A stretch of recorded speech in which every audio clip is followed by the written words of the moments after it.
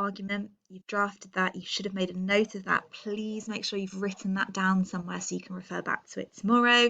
The same goes for the evidence that you're making a note of in the lesson today. There are boxes to fill in below, but I've made all of them optional, or most of them optional, so that you can just choose the ones that are relevant for you and choose it and use it as a way to draft, but you should make a note of the quotations that you want to use on a separate piece of paper so you've got that for the assessment tomorrow.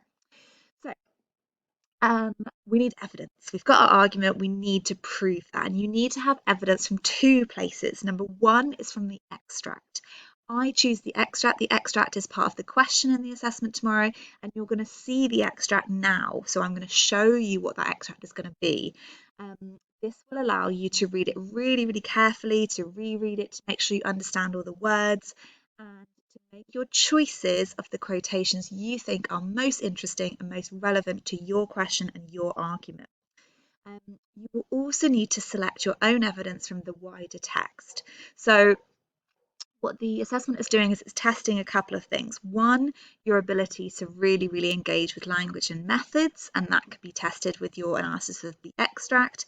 And two, your ability to independently choose precise evidence, and that's going to be based on the evidence from the rest of the text that you choose to use and to refer to in your argument.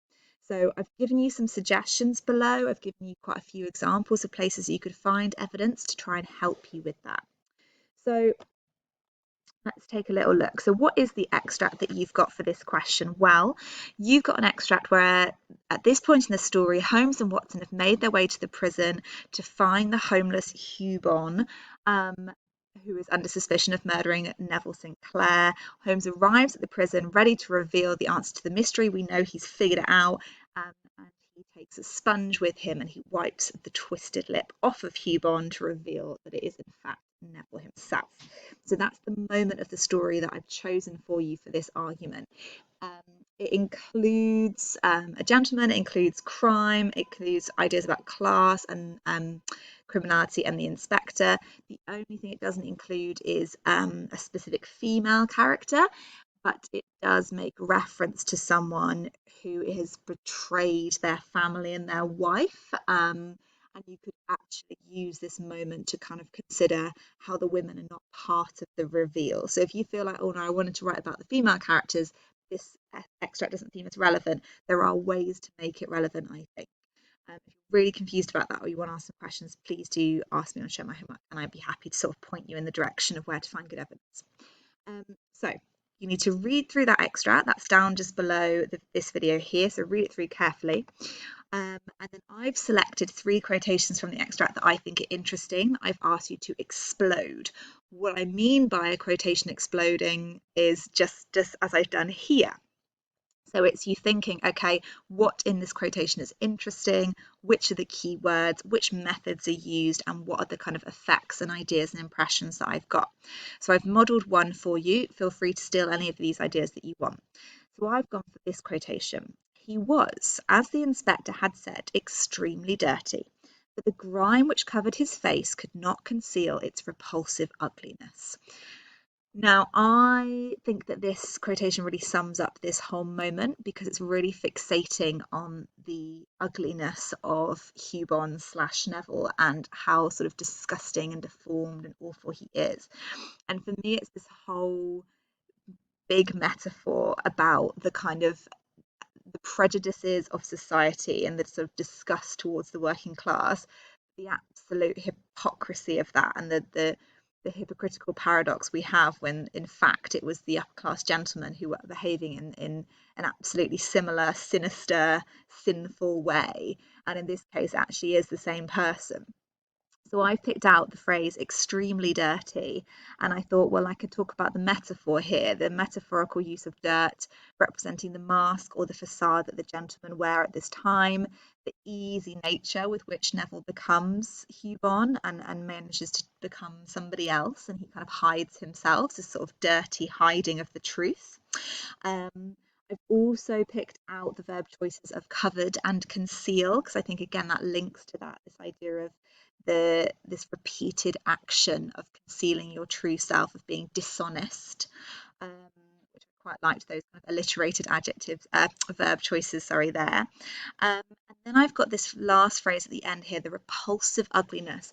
It's really exaggerated, like the twisted lip, the cast, the shocking red hair, like everything is so hyperbolic and so exaggerated. And I think it is supposed to be mocking, and I would definitely link it to that intention.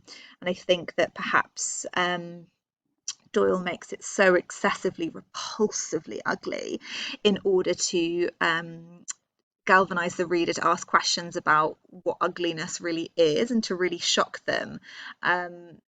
With the truth that he reveals. So, we see this disgusting person and we think, oh, it's a working class tramp, and that makes sense. And then our prejudices are completely shifted because we realize actually it's Neville himself, it's the victim.